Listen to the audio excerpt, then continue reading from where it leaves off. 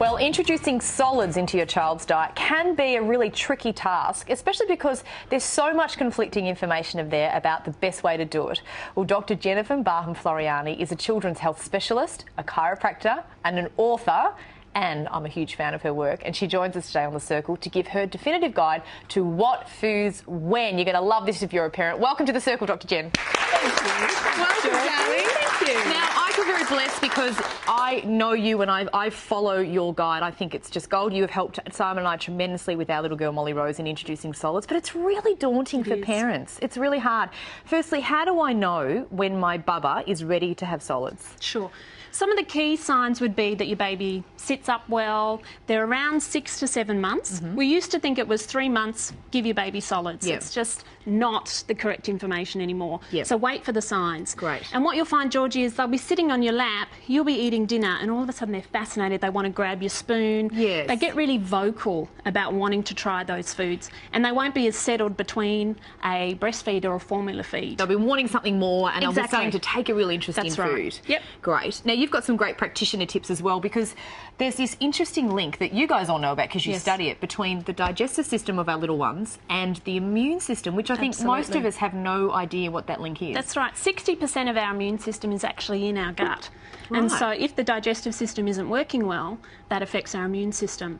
And the other link there is the nervous system, which is why chiropractors see so many children, to make sure the digestive strength is really strong and the immune system. Now, we've got so much to get through, and I want to get through all of this. Let's start. If you're at home, we've got all this on the website. You've also produced incredible books, and you've also been awarded the Chiropractor of the Year. The world. So you know what you're talking about, and you specialise in kids' nutrition. Let's talk 6 to 9 months. What are the first foods we should introduce and why? Sure. Okay. Just before we do that, during pregnancy, I really recommend mums take a fish oil and a probiotic, again, to build up the strength of the baby's gut. Okay. And to do that before introducing any of these, Georgie. Right. So yes, these are the foods for 6 to 9 months.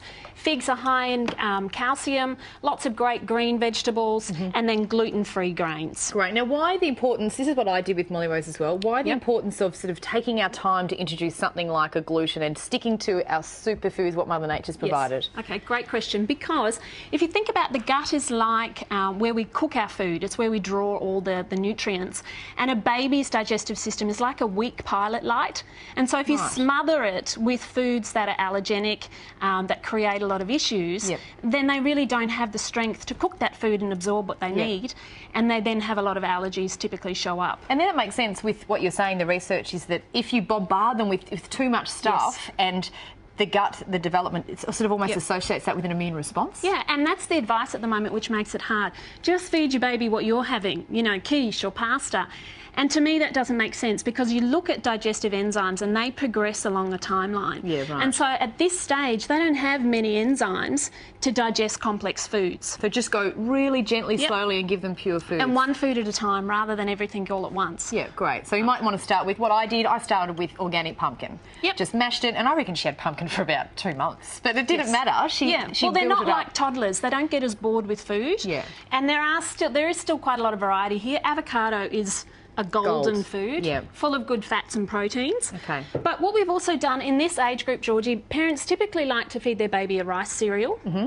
The best rice cereal you can make is one at home from fermented brown rice. And it sounds complex and hard, but it's not. This is just organic rice, 1 cup to 4 cups of water, and you let it sit on the bench for 2 to 3 days. Cannot recommend that enough, because if you walk down, it's not a criticism of the supermarkets, but if you walk down the supermarkets, honestly, and you're about to introduce this first food to your baby, you don't know what's in there, and if you check the packets, how long they've been on the shelf as there's well. lots of preservatives, so just use brown rice at home and start there. And what it means, the fermenting allows the baby to really absorb all the vitamins and minerals. So here, we've actually mixed that with pumpkin and sea vegetables. I can't recommend sea vegetables enough. They are full of calcium, protein, and lots of great vitamins and minerals. Let's move to this section. So what's this? This is for the next stage? So this is 9 to 12 months, and again, lots of different foods here. The benefit of the green vegetables are that they're rich in calcium. These, even the outer leaves of a cabbage have so much calcium in them. So just steam those, Jen, just to go back to these, just steam and puree? Steam them until they're soft enough that you can easily puree them. At this age group, I'd also introduce lots of your high-quality animal protein. Great. Okay, more of your gluten-free grains and some of your gluten grains as well. And when I talk about this, because I know pasta's a great filler for kids, it's quick, it's easy. Yep. So one thing has worked for us is we do this sort of pasta. We do gluten-free, wheat-free pasta with Molly Rose, and we just do a really lean bolognese. Yep. And loves it. And whenever we did have to default once because I ran out to the gluten pasta, up all night, spasms, pain. She must be celiac, I didn't know. And that's, again, the benefit of using things like probiotics to build up the gut strength and slowly introduce foods. Yep. And sometimes if we have a family allergy, we may need to do that for a little bit longer just to build up that digestive fire. And I love this because you're not anti-eggs, you're just saying try introduce an egg yolk. That's correct, because the egg white is one of the highest allergenic foods. Yep. So leave that for later.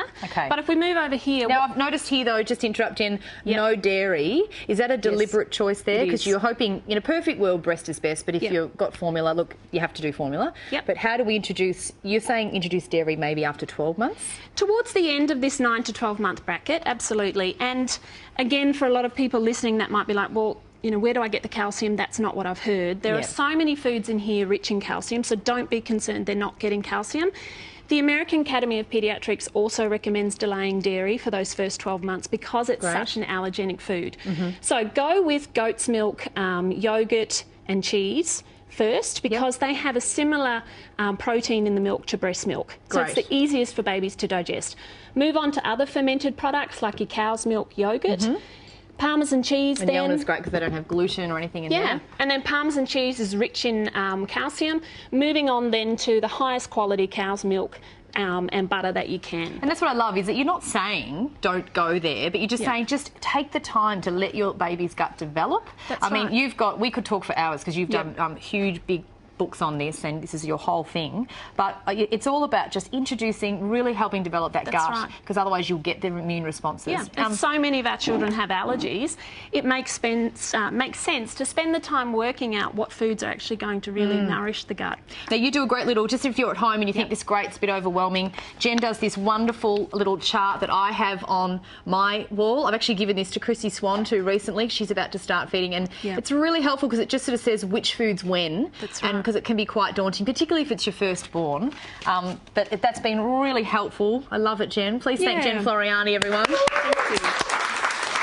Now, don't forget to check out our website for the fact sheets and Jen's recipe for the rice cereal. Now, great news for a studio audience. Jen has been very, very generous. You're all taking home a copy of her latest book, Ticklish.